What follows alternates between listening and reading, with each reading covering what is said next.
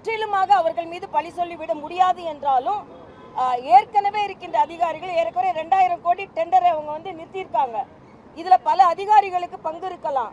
ஆக அதிகாரிகள் இந்த மின்தடை ஏற்படுவதற்கும் இதற்கு முந்தைய அமைச்சர்கள் மீது கூட அவர்கள் மிக இணக்கமாக பழகியதற்கும் காரணங்கள் இருக்கலாம். ஆனா அதை மட்டுமே நம்ம காரணமாக சொல்லிவிட முடியாது. அதற்கான தீவிர நடவடிக்கை எடுக்கணும். ஏன்னா இன்னைக்கு பாத்தீங்கன்னா எல்லாரும் ஒருத்தர் குறை சொல்வது அதிகமாயிருக்கு. இன்னைக்கு காங்கிரஸ் என்ன சொல்றாங்கன்னா, எங்களோட வெற்றியில திமுகவுக்கு பங்கு இல்ல, திமுக செஞ்ச குற்றத்திற்கும் எங்களுக்கு பங்கு இல்லை அப்படின்னு சொல்றாங்க.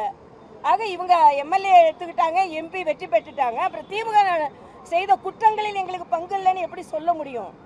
அதே இது காங்கிரஸ் முதுகில் குத்தி விட்டது என்று திமுக சொல்கிறது. காங்கிரஸ் முதுகில குத்துற பழக்கம் காங்கிரஸ் இருக்கு. அதனால முதலமைச்சர் விஜய் அவர்களும் எச்சரிக்கையாக இருக்க வேண்டும்.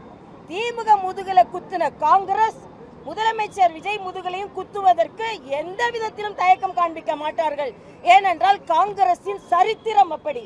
இன்னைக்கு ஏதோ 60 ஆண்டுகளுக்கு அப்புறம் தான் சுயமுயற்சியில அவங்க வந்து அமைச்சரவையில் சேர்ந்துட்ட மாதிரி கொண்டாடி கொண்டிருக்கிறார்கள். புறவாசல் வழியாக மற்றவர்களின் உழைப்பின் மேறி ஏறி நின்று கொண்டு ஏற்கனவே திமுக நேற்று சொல்லியிருக்காங்க, அவங்களுக்கு எந்த அமைப்பும் இல்லை, எங்களால் தான் வெற்றி பெற்றார்கள் என்று.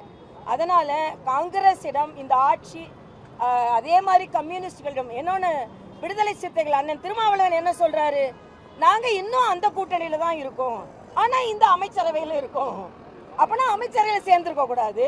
அமைச்சரவையில் சேர்றதுல எனக்கு விருப்பம் இல்லை, ஆனாலும் நான் சேருவேன், ஆனா நான் அந்த கூட்டணியில இருப்பேன் அப்படின்னா எதைத்தான் மக்களுக்கு சொல்ல வருகிறீர்கள்? ஒரு நிச்சயமற்ற தன்மை.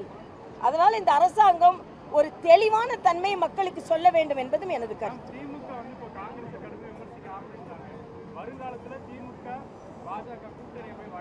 இல்ல, அது மாதிரி நான் உடனே யூகங்களுக்கெல்லாம் நான் பதில் சொல்ல விரும்பல. ஆனா ஒன்றை சொல்கிறேன், தம்பி உதயநிதி என்ன சொல்றாரு, காங்கிரஸ்னாலதான் மரியாதைக்குரிய அமித்ஷா அவர்களும் மோடி அவர்களும் வெற்றி பெற்று கொண்டிருக்கிறாங்களே. காங்கிரஸ் முதுகில் குத்தும், அதுல எந்த இதுவும் இல்லை. ஆனா காங்கிரசின் தோல்விதான். வெற்றி பெறுவது மரியாதைக்குரிய பாரத பிரதமர், மரியாதைக்குரிய உள்துறை அமைச்சர் கடுமையான உழைப்பினால்தான். அதனால இன்று திமுக ஒன்றை புரிந்து கொள்ள வேண்டும். நீங்க 20 வருடமா தோளில் தூக்கி சுமந்த காங்கிரஸ், இன்னும் சொல்ல போனா பார்லிமெண்ட்ல காங்கிரஸிற்காகவே பாஜகவை கடுமையாக எதிர்த்தார்கள், கண்மூடித்தனமாக எதிர்த்தார்கள். அது இப்ப தவறு என்பதை திமுக உணர்ந்திருக்கும். அதனாலதான் தனியா சீட்டு கேட்கிறாங்க. கூட சீட்டு உட்கார்ந்திருந்தா அவங்களோட இயலாமை ஒத்திக்கொள்ளும் என்பதற்காக. அதனால முதலில் திமுக தனது தவறை உணர வேண்டும். காங்கிரஸ் தவறை திருத்தி கொள்ளாது. அதனால் காங்கிரசிடம் இந்த ஆட்சி எச்சரிக்கையாக இருக்க வேண்டும்.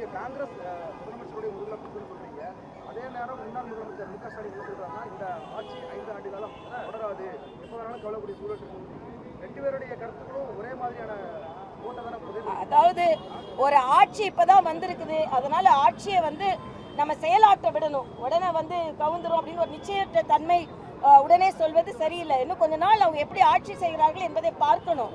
ஆனா மக்கள் இந்த ஆட்சியாளர்கள் எச்சரிக்கையாக இருக்க வேணும்.